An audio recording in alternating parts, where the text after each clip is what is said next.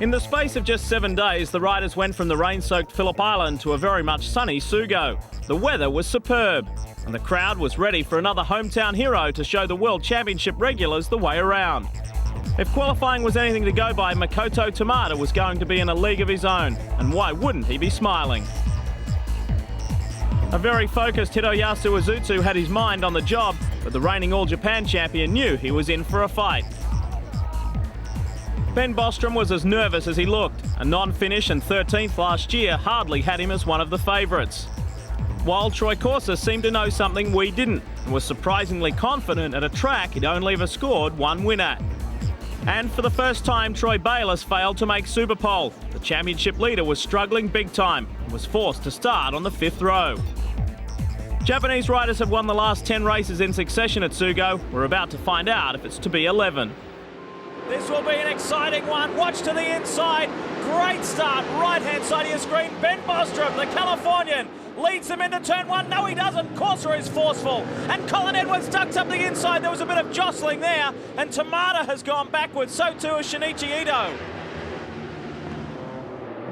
Watch for the inside move, left of screen. It's one of the cabin Hondas. It's surely Tamada trying to regain some of that ground he lost from the start. Great start from Laconia as well. Someone's down. Was it Serizawa? It was one of the Kawasaki riders. It's Yanagawa. Akira Yanagawa in his 100th World Superbike race start is out. Here goes Isuzu out of the draft. The Kawasaki doesn't have enough though. Hard on the brakes. Isuzu will look for it this time. And he gets there. This is tight. Isuzu squeezes through on Ben Bostrom. Well, that's allowed Tamada to catch up slightly, and Tamada will look to try and pass Bostrom on this lap also.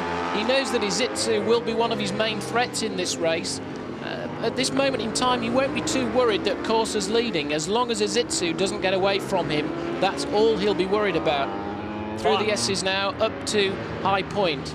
Close move here. Bostrom's lost another position. Makoto Tamada is through. As expected, Bostrom is dropping back. He's fallen into the clutches of Akira Rio, the most experienced wildcard rider. And speaking of wildcards, here's Tamada. He made that look so easy. But look at this. Tamada has already taken the race lead. He's done that easily as well. So he's taken half a second out of Troy Corsa in the last section of that lap. Amazing stuff from the cabin Honda rider. Rio looking up the inside. Oh, and he's close, it's desperately close. Look at that, he's nearly run Serizawa out onto the rumble strip, and that's allowing Ito and Lavia to close up. We're going to have all these 4 guys together, I feel, very soon, whilst these 2 are trying to bump into each other. Look at Ito starting to do something on Serizawa. He's there. No, he's not. Serizawa's a fighter. Now Ito goes through, runs too wide. Can the Kawasaki cut back? Look at Ito looking across at him. On the inside, oh, this is close stuff between the wildcards. Serizawa runs wide, and Lavia's through. Well, the Japanese riders love to bump into each other. Japanese pride at stake, and Lavia got the benefit of that as Ito carved his way through, and I'm sure that Serizawa's not too happy about that.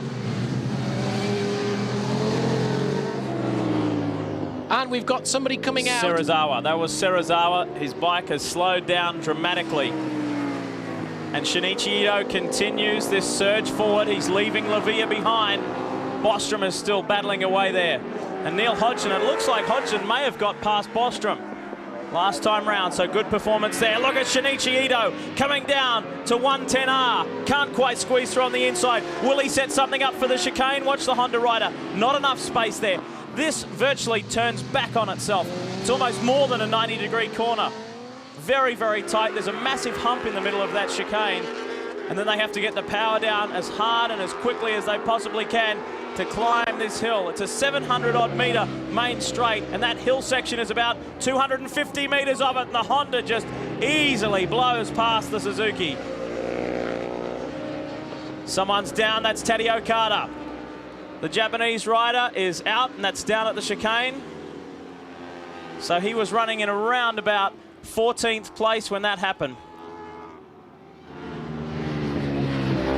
We'll take another look at our race leader. This is the 25-year-old Japanese wildcard rider, Makoto Tamada. Last year here at Sugo, he finished with a 7th and didn't finish the second race, so this year has already got off to a much better start. Regular competitor in the All Japan Superbike Championship against the majority of all of the wildcard riders, in fact, that you see here today. Don't forget, Xaus isn't a wildcard rider this year because he's competing in 7 of the 13 World Superbike rounds this season.